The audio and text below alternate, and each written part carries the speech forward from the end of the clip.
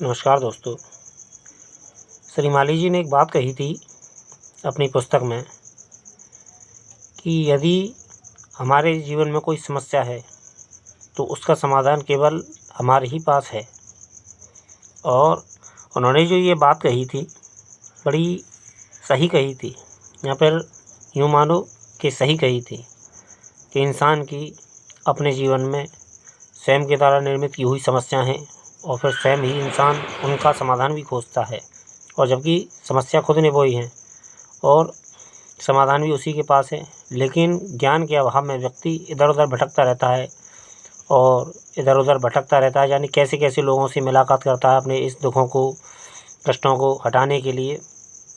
और जबकि समस्या कोई ऐसी बड़ी नहीं, समस्या अपनी बहुत सी ऐसी हैं जो हम स्वयं सुलझा सकते हैं, लेकिन वही बात कि ज्ञान का अभाव होना और ज्ञान न होना। तो इस वजह से मित्रों, मैं यह कहना चाहता हूँ कि हम बहुत सी जगह ऐसी गलती कर जाते हैं, छोटी छोटी गलतियों के हमारे जीवन में इतने बड़े परिणाम आते हैं। और मैं यह कहूँगा कि छोटी छोटी बातों को कभी बहुत से लोग नज़रअंदाज कर देते हैं, लेकिन छोटी छोटी बातें कभी छोटी छोटी नहीं होती। ये जीवन की वो बातें होती हैं, यदि हम छोटी छोटी बातों को संभाल लें तो जीवन में जाने हम कहाँ से कहाँ पहुँच जाएँ। और जिसका अंदाज़ा लगाना मुश्किल है कि हमारी छोटी छोटी गलती हमें जीवन में कितना पीछे छोड़ देती हैं, या फिर हम पीछे रह जाते हैं ज़िंदगी की रेस में, जबकि हमको बहुत आगे होना चाहिए, लेकिन हम पीछे रह जाते हैं।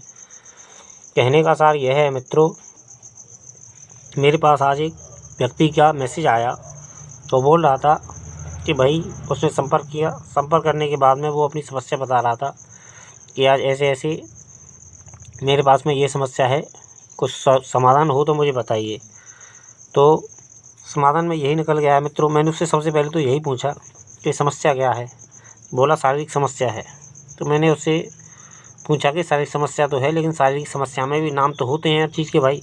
तो नाम बता सबसे पहले कि समस्या क्या है शरीर में। क्योंकि बीमारियों के नाम होते हैं, जो कुछ भी समस्या होती है, चक्कर है, बुखार है, या फिर उल्टी है, सर्दी है, सबका नाम होते हैं। तो मैंने कहा पहले सबसे पहले नाम बताओ। तो उसने जवाब दिया कि सिर में दर्द रहता है और जब भी मैं सफ़र करता हूँ शरीर हीट हो जाता है और काफ़ी परेशानियाँ होती हैं। यूँ समझ लो कि बस मरता नहीं और सब कुछ हो जाता है। तो मित्रों, इस विषय में मैं यह कहना चाहूँगा, उसने यह भी बताया कि किसी ने उससे संपर्क किया, उससे वो 15,000 रुपये मांग रहा था और कुछ उसकी एवज में कुल देवी और पितृ वगैरह को कोप बता रहा था। जबकि मैं जितना जानता हूँ मित्रों कि यह वो चीज़ नहीं थी कि पितरों का कोप या फिर कुल देवी का कोप, यह ऐसी बात नहीं है। हम कभी कभी जीवन में हम ऐसी गलती कर जाते हैं, छोटी छोटी गलतियाँ। इस मामले में मेरे पास में कई लोग मुझसे संपर्क कर चुके हैं और ठीक भी हैं। 2 व्यक्ति मुझे मिले थे, 2 व्यक्ति तो ठीक हैं, लेकिन एक व्यक्ति ने मेरी बात नहीं मानी और उसने नज़रअंदाज कर दी, क्योंकि वो काफ़ी पहले बहुत लोगों से मिल चुका था, तो उसकी समस्या का समाधान नहीं हुआ था। जबकि मित्रों, यह क्षेत्र कुछ ऐसा क्षेत्र है, डॉक्टरी क्षेत्र में मैंने कई केस सुने हैं ऐसे कि जो गुप्त रोगों की दवा देते हैं, उनमें वो काफ़ी लोग फ्रॉडगिरी करते हैं और पूरी कभी बात बताते नहीं और ना ही सही दवा देते हैं। तो उसमें भी उससे भी उसमें पैसे लूटे जाते हैं और इसमें भी।